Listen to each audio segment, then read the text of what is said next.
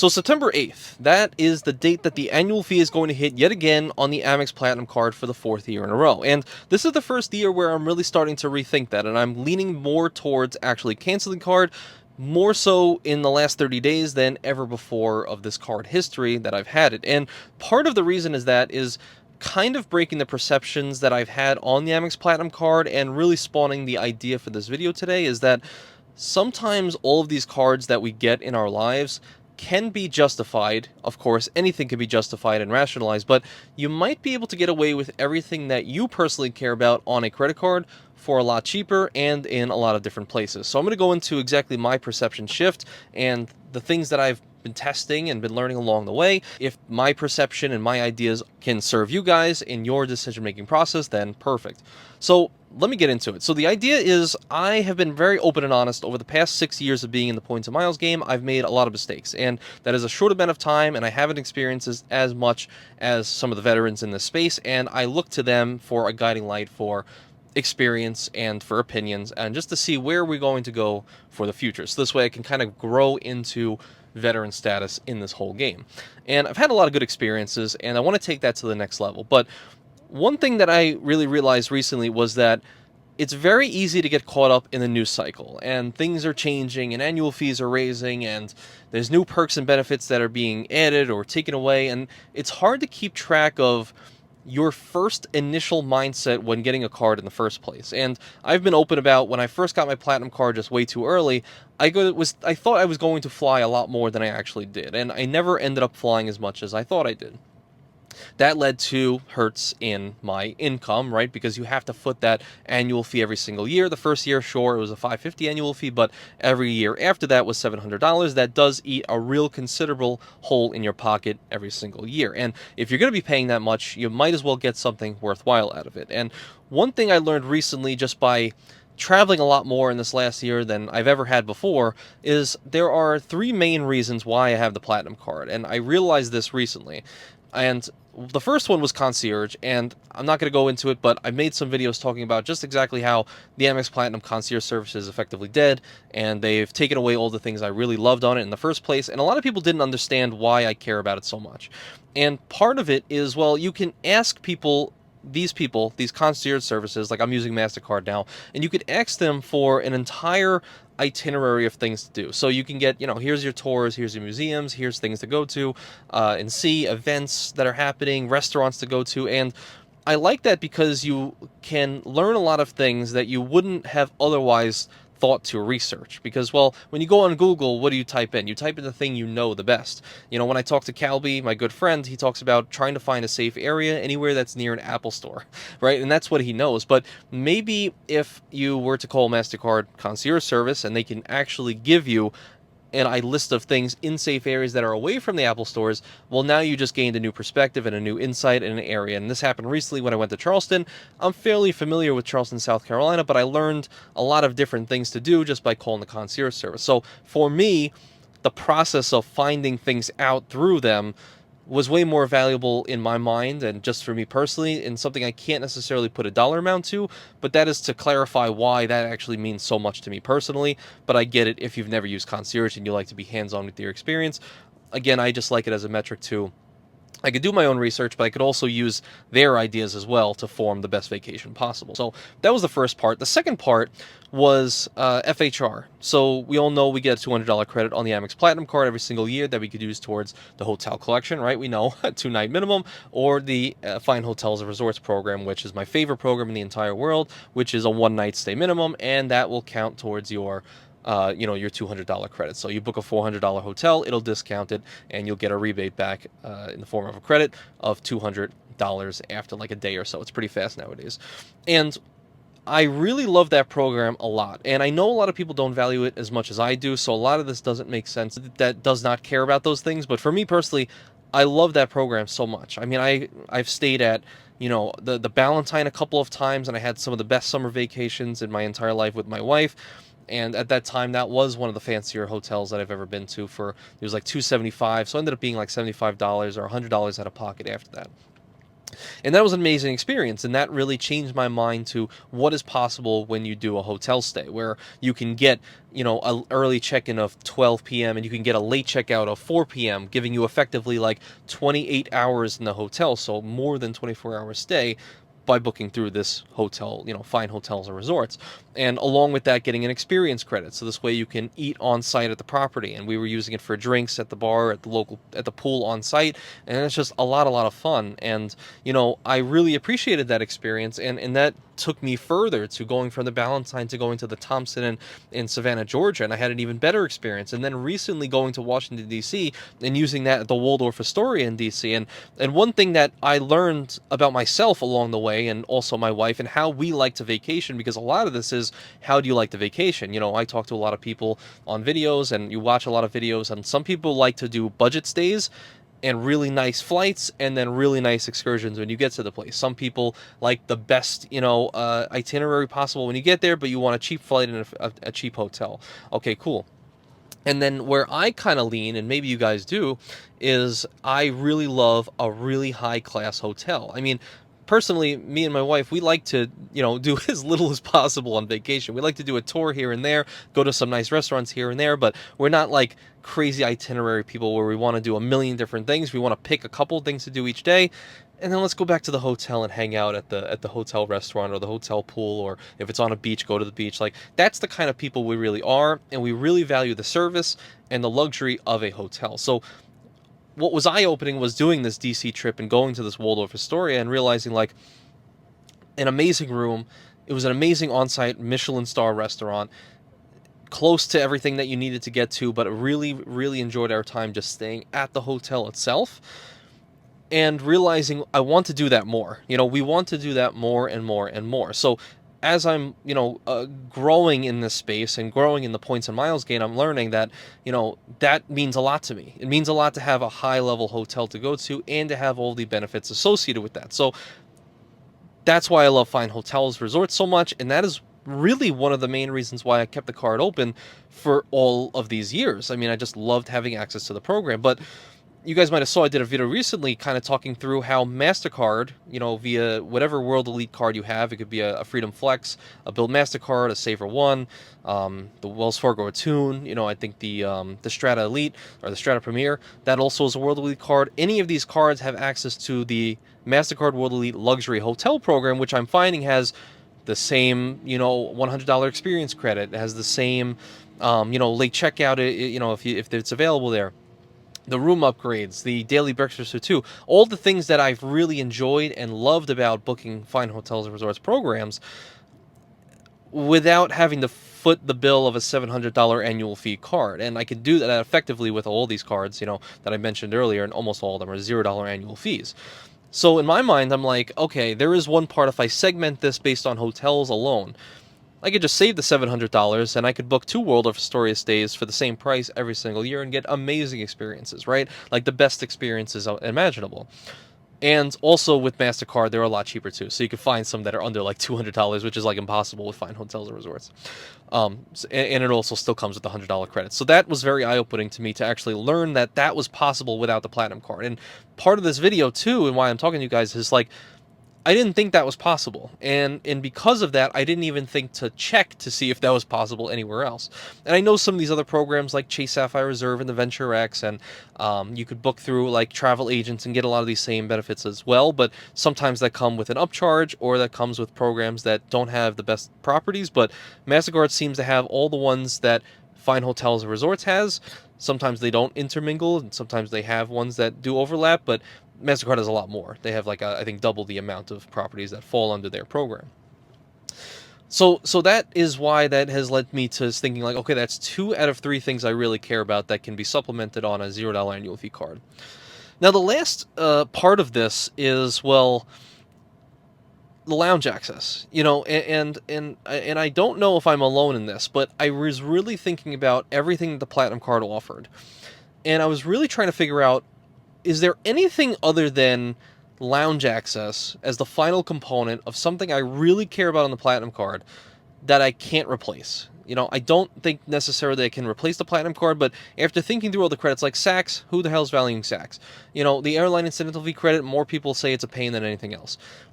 Digital entertainment credit, I mean, people will get a Disney bundle or they'll get a Peacock and what have you just because they can. And whether they use it or not, or, who knows. And also, if you really care about Peacock that much, technically Mastercard will actually give you between $3 and $5 off on your Peacock subscription, as long as you sign up with your Mastercard World Elite card. So, like the cards I'm talking about today, Built, Saver One, all these different cards get a Peacock benefit as well. So, if you really care about Peacock, you can still get it without the Platinum Card, okay? It's possible. Okay, back to it. My wife and I talked about it recently, and really we don't use Peacock anymore. And the Disney bundle, we use Hulu only. And I think I could get Hulu for like a fourth of the price that I'm paying for the Disney bundle that I'm getting for the Platinum Card. So I'm like, that's kind of null and void. The Uber Cash, I mean, these are all things that are just added on top of the card that you're going to use because you have the card in the first place, so you might as well use it, but not something that I would pay for directly outright. So, also thinking through statuses. A lot of people wonder, like, if you cancel Platinum Card, well, you don't have Marriott Gold and you don't have Hilton Gold. And for me personally, Hilton Gold is really, really valuable because of the dining credits, right? That's super valuable. Upwards to $50 a day, depending on the brand that you're booking with Hilton's, and I love Hilton hotels. But another reason is, thinking through it, I was like, you literally might not even need Hilton Gold status or Marriott status or even almost any status for hotels, depending on how you're doing it. So in my mind, I'm like, if I'm just booking short stays, maybe 1 to 3 days, where I can't take advantage of a fourth or a fifth night free with points, maybe I can just book through these luxury hotel programs and just pay, what's the difference in paying $600 in cash for hotels? Maybe I cash out 60,000 Chase points and I book $600 worth of these luxury hotels, but I'm getting back, day to day to day, if I book them separately, $300 in experience credits for, the on-site restaurants. So that's my food and beverage credit that I would get with the Hilton Gold status. But then even in doing so, you essentially are buying yourself elevated status with these programs itself. When I went to the Hyatt Thompson in Savannah, I didn't need to be globalist to get my breakfast completely for free. I just booked through FHR and I got $60 in breakfast credits and I got $100 in food credit. $160 in food credits for a 1-day stay, a 1-night stay. If I was booking through, points and miles and I used Hyatt points and I was a Hyatt globalist, I would get my one breakfast for free, right? Like, because you have to check in, and then the following day I'll get my breakfast for free with tip included. But that's not as much as $160. Of course, you can pile it on, right? You can just order more and more and more and get like $300 breakfast, but nobody's doing that, right? So in effect, I'm like, I don't even know if I care about the status. I don't even know if I do anymore, if I can just book in this way. Now, where that really comes into play is if you are going to take advantage of, like, maybe, what is it, IHG fourth night free or Hilton fifth night free on points. And if you're going to be doing it with points, then cool. And if that matters to you, then just get a Hilton Surpass card and give you gold status. Gold status is giving you everything that you would ever care about on Hilton status as a whole for only $150 more, and still your annual fee with that and a VentureX combined is less than a Platinum Card. So I think status also doesn't necessarily matter. Oh yeah, and then when you're booking through this way, I mean, you could earn, points on your cards. Like, I outlined, like, if I'm paying cash for all of these stays, you can get, in me personally, if it's built rent day, and I'm, checking out on the 1st, like I am for the stay coming up, so, in September 1st, I can get 6 points per dollar spent on the travel category for these hotel stays. So I'm earning points on the back end there, and you could still add your loyalty number to earn your base points per dollar spent. Whether it's Hilton, you get 10 base points per dollar spent with no status, or Marriott, you get 10 base points per dollar spent with no status. So you're effectively getting your points back for future stays just by booking in this way. So I think it's incredibly powerful. I think a lot of people too who have a VentureX might also say, like, I really valued my presidential status, but now that, or presidential Hertz status, but now that that's going away, I think January 1st, right, that's going away next year, what I also realized is that a lot of these World Elite Mastercards, if not all, I know for sure the Built Card and the Freedom Flex, you could actually get presidential Hertz status with just your Built Card, which is pretty crazy. And I don't think most people even know that that's even possible. You know, you could see right here in this Reddit thread, you could actually just, just email this here with this number and just, a picture of your card. They actually will give you Hertz presidential status again for a $0 annual fee card. So I guess what I'm saying is, you know, I never claim to be right about anything. I never claim to know more than anybody. I just know more about myself and how I like to travel, and, trying to mitigate the amount of fees that we're paying every single year, because regardless of what situation you're in financially, $700 is going to hurt. Like, that's paying for that's real money. And, just talking through kind of my thought process and how I can kind of take advantage of everything I really care about for a lot cheaper annual fees. And in my mind, and maybe I'm just crazy, but so the last component of it for me was really the lounge access. I'm like, so I am personally knowing that I can replace all those other benefits, right? Concierge and FHR, regardless if you think it's stupid or not. I can replace those things for free. So effectively, me personally, I'm paying $700 every single year. If I keep the card open as longer and longer for years and years to come, that is the contract that I'm making with myself, is that I'm paying $700 for lounge access. And I don't know if that is right. I don't think that is necessary. I remember watching some videos, I think it was from Luke, and talking about, he was like, he travels so much, and he was saying, I was talking to my wife and I was asking her, when's the last time we went to a Centurion lounge, or maybe when's the last time we went to a Delta Sky Club lounge. And his answer at that time was, not very often. And then eventually he kept it open, and then he canceled it, and it was more so just based on like wanting to have the luxury, but eventually ended up canceling. And I think a lot of it is, well, are you okay with paying $700 just to have access to Centurion Lounge and the Delta Sky Club Lounge? And part of what I'm thinking in my mind, and please correct me if I'm wrong in this thinking, because I don't have as much experience as a lot of you guys watching, is when I was talking to Jacob's Points and Profit on a podcast, he told me that him and his wife travel like crazy, an insane amount, like more than like most people, I think, in the entire space combined. And he said that Priority Pass overseas, which is my goal for the future anyway, 2025 and beyond, is like trying to make it all overseas. Priority Pass is the bee's knees. It's, he said in some cases, Priority Pass actually exceeds Centurion lounges depending on which country you're in. And hearing that was very, reassuring to me, realizing like, maybe you don't need a Platinum card. And I don't even believe he does. I believe he just has the Venture X, and he uses the Priority Pass access on that card and the authorized users that are free for his wife to get into all these lounges completely for free on with his Venture X.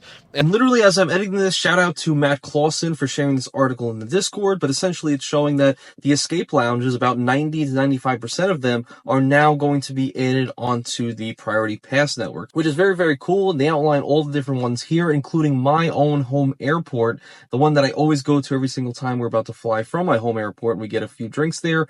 And Escape Lounges are very, very nice, and they also mentioned that they're a little bit more upscale, which I tend to agree with the ones that I've been to. And of course, like they mentioned here, I guess since that every time I go to my Escape Lounge at my home airport, there's nobody ever there.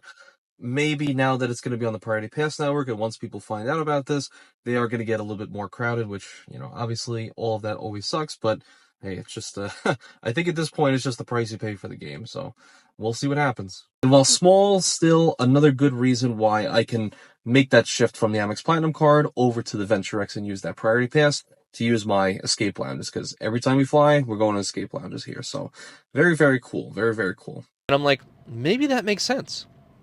Maybe that makes sense to pay for a card that is, I don't want to say it, but maybe close to half the annual fee of the Platinum card, right? So $395, where, okay, you can get a $300 travel credit, which again can go into my same plan of, I can just use maybe the Venture X Premier Hotel Collection and book a $300 hotel that I know I'm going to have a really good experience in. I can still get like elite night benefits and whatnot, elite status benefits and whatnot. So part of that is like, that kind of makes a lot of sense. And of course, the 10,000 anniversary miles that maybe I could transfer out to partners for flights in the future. I don't really know yet. I'm just kind of thinking through it and hoping you guys and your guys' experience can share some advice along the way. Or maybe this is opening your eyes as well as it did for me. I don't know. So part of it is kind of just realizing like, So for me personally, I could maybe get everything I want done that the Platinum Card, was giving me for at least for free for a couple things. And if lounge access is my real hang up, then maybe the Venture X with its, Capital One lounge is cool, few and far between. But the Plaza Premium still few and far between. The Priority Pass lounges, since a lot of people say they're really amazing abroad, maybe that's all I need going forward. And I think that there's a real world where that kind of makes sense. Because after all, the goal of the points and miles game for me is to just elevate the amount of happiness on a day-to-day basis as possible. So that's why I cash out certain points to buy a MacBook Air, because, well, my productivity on this YouTube channel has gone up tenfold. Maybe not that high, but it's pretty, it's gone up a lot, and I'm very excited about it. And so that's enhanced my day-to-day life. Mastercard Luxury Hotel Program, or FHR, that has enhanced our hotel stays tenfold as well. And to really not caught up in the justification game and day-to-day changes, and just realizing and bringing things down to brass tacks on what do you care about in this game? What brings you the most joy? Is it really luxury hotels like me? Is it budget stays, but you can stay for 3 weeks at a time? Cool.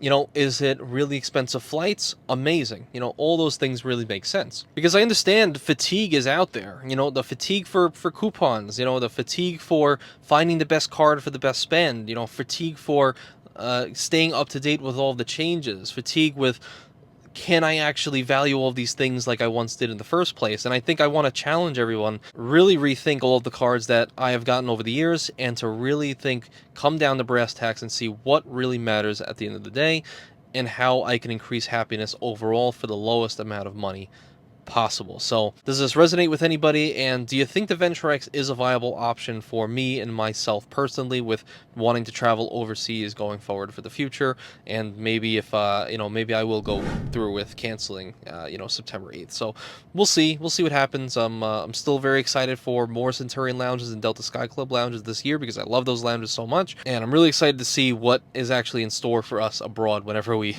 can end up getting there, right? So thank you guys so much for being here all the way to the end, and I really appreciate every single one of you.